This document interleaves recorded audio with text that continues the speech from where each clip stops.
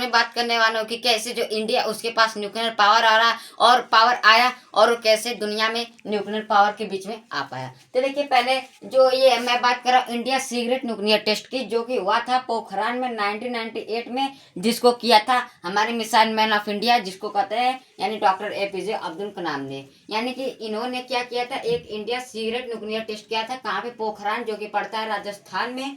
तो राजस्थान में इन्होंने किया था, वो भी 1998 में। तो देखिए एक ऐसा सीक्रेट मिशन था, जैसा कि दुनिया की सबसे पावरफुल कंट्री यानी कि पावरफुल कंट्री यूनाइटेड स्टेट ये भी क्या कर पाई थी, डिटेक्ट नहीं कर पाई थी। उसी को हम कहते हैं इंडिया सीक्रेट न्यूक्लियर टेस्ट। और ये एक ऐसा टेस्ट था जिसने दुनिया को यानी इंडिया को बना दिया न्यूक्लियर पावर। यानी कि ये ऐसा टेस्ट था जो कि न्यूक्लियर पावर बना दिया किसको, इंडिया को। और इस मिसाइल के हीरो के यानी इस मिशन के हीरो को हम लोग कहते थे मिसाइल मैन ऑफ इंडिया यानी कि APJ अब्दुल कलाम, जो हम लोग के देश के मिसाइल मैन थे। अब देखिए जो ये पहली बात की यानी ये हुआ कैसे, तो देखिए राजस्थान के पोखरान के रेगिस्तान में, यानी कि राजस्थान का एक पोखरान है उसमें पड़ता है राजस्थान में, वहाँ पे एक रेगिस्तान ही है। तो रेगिस्तान में सब कुछ नॉर्मल लग रहा था, ऊपर से देखने में सब नॉर्मल, यानी कि ऊपर से देखने में सब नॉर्मल लग रहा था। लेकिन अब यहाँ से ऊपर से सही था, लेकिन नीचे पता नहीं क्या हो रहा था, वो पता नहीं। लेकिन जमीन के नीचे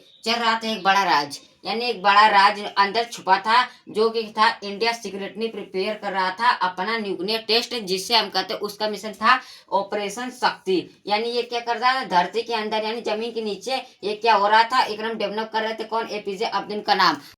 कहते हैं कि यानी कि इस मिशन को लीड कर रहे थे डॉक्टर APJ अब्दुल कलाम। और उसके बाद उन्होंने DRDO और साइंटिस्ट के साथ मिलकर इंडिया का न्यूक्लियर प्रोग्राम स्ट्रॉन्ग बनाया, इंडिया का न्यूक्लियर पावर स्ट्रॉन्ग बनाया। और उनका ड्रीम था कि इंडिया को पावरफुल और सेल्फ डिपेंड बनाना है, कि वो किसी से मांगे ना, आत्मनिर्भर रहे। तो उनका ड्रीम था।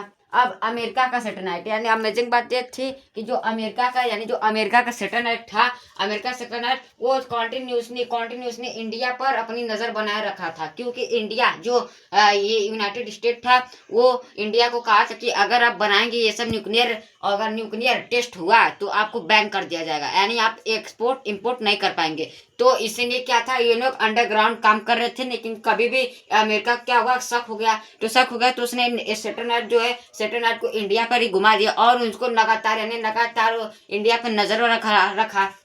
फिर भी इंडिया ने ऐसे प्लानिंग की, यानी कि जो APJ अब्दुल कलाम थी उनकी टीम थी, उन्होंने एक ऐसे प्लानिंग की कि किसी को पता भी नहीं चला। साइंटिस्ट रात में काम करते थे, यानी कोई दिन में नजर रखा था तो ये लोग रात में काम करते थे। और इक्वाइपमेंट यानी जो जो जरूरी की आवश्यकताएं थे उनको कैमोफ्लेज यानी कि जहाँ पे मतलब कि घास फूस है तो वैसी कलर का करके उसी में रख देते, यानी पता न चले कि यहाँ पे कुछ है, ऐसे बना कर रख दिया। और आर्मी ने पूरा एरिया क्या किया, सिक्योर कर दिया कि कोई आपस आ न जा न पाए, ना कुछ कर पाए। तो ये जो आर्मी है इसको सिक्योर कर दिया, और जो इक्वायरमेंट है उसको भी कैमोफ्लेज कर दिया साइंटिस्टों ने, वो भी रात में। इसके बाद 11 मई 1998 को एक हुआ बड़ा ब्लास्ट, एक पावरफुल ब्लास्ट हुआ, जमीन हिल उठी और इंडिया ने सक्सेसफुली 3 न्यूक्लियर टेस्ट किए। और कुछ दिन बाद और टेस्ट हुए, दुनिया शॉक हो गई, यानी कि ये इतना भूकंप यानी इतना ब्लास्ट कैसे हो रहा है। तो जो इंडिया थी वो तो डायरेक्ट कहते कि यहाँ पे राजस्थान का मौसम खराब है इसलिए इतना भूकंप आ रहा है। लेकिन क्या पता, दुनिया को क्या पता कि हम लोग 3 न्यूक्लियर टेस्ट कर चुके थे। अब दुनिया शॉक हो गई थी और इंडिया बन चुका था एक न्यूक्लियर पावर।